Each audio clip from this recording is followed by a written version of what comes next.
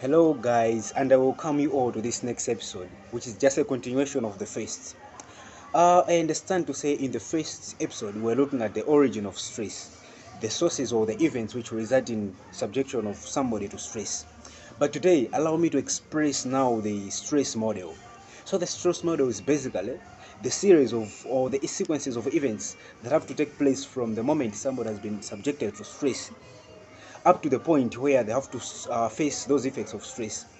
There are a lot more times that I've been hearing to say stress can result in confusion, stress can result in loss of focus, stress can actually result in illness and eventually death. So those are actually strains of stress.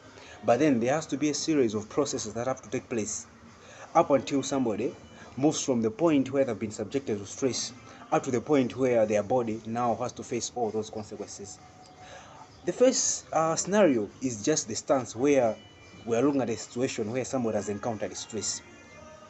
The next stage from the encounter of stress, because stress sometimes is something that is inevitable, and some other stresses or stressors, which are those events that subject somebody to that stressful condition, is something that I earlier on said to say it is something that is sometimes inevitable.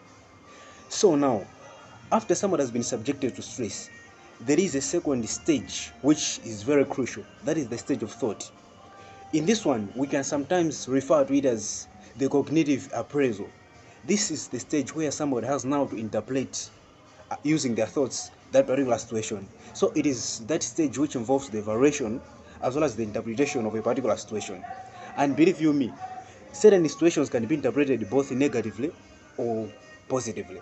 Now, if you consider much the negative thought of it, that is to say, whenever somebody has interpreted a certain situation as a very negative one, more importantly, are those people supposed to be subjected to emotional arousal? That is the third stage that follows the thought, more especially the negative thought.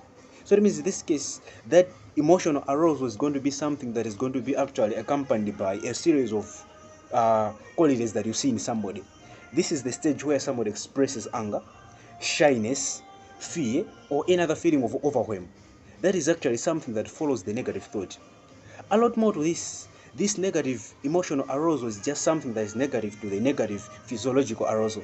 The physiological arousal is now the stage where you now show how your body reacts to that particular situation following the emotional arousals. So it means a series of events that take place during the physiological arousal might be those that include actually temperature surges.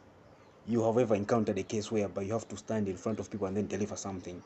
Physiologically, how your body reacts can be you look at something to do with the temperature changes of your body, you look at even sweating, you even look at any other sort of the way that your body reacts. That is actually something that is summarized in the physiological arousal. And we're saying the physiological arousal is something that follows the emotional arousal.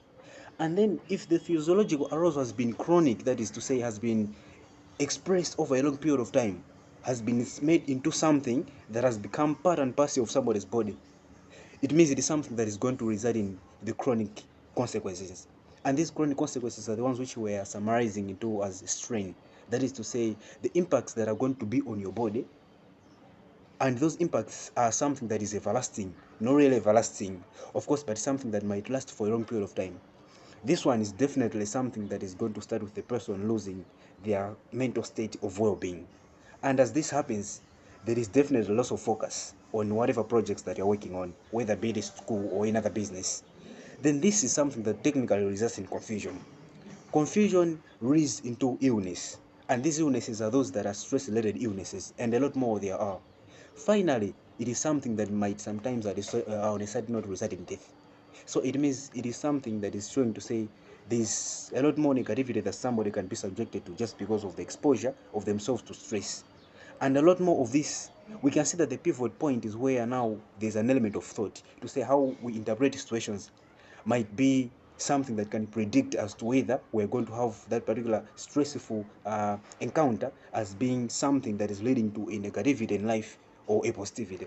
Now, much as we have talked of it pivoting to the negativity, we can also talk of the thought to be a point whereby if somebody has evoked any positive thoughts of a particular situation, it will actually result in a health resolution of that particular situation. That means whatever situation that you have encountered, if you employ in more positive thoughts towards that particular situation, then less likely are you supposed to encounter those negative emotional as well as psychological arousals that reside in strain.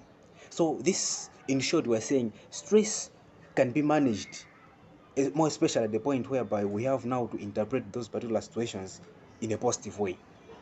And another crucial thing as to how we can manage this stress can be sometimes the avoidance of stressors. There are certain stressors that are in life avoidable. So those that are avoidable, let us always try to avoid them. However, to some other points where we've been subjected to stressors that are inevitable, it is very much important to always take very much key to always interpret it at that particular cognitive interpretation stage, to always take role to say we have to interpret that particular situation on a positive side, because it is only when we interpret a particular situation positively that we will never encounter anything like emotional arousals or psychological arousals, but rather it will be when we have actually interpreted them in a right way that are going to manage our stresses effectively. Thank you so much, guys, for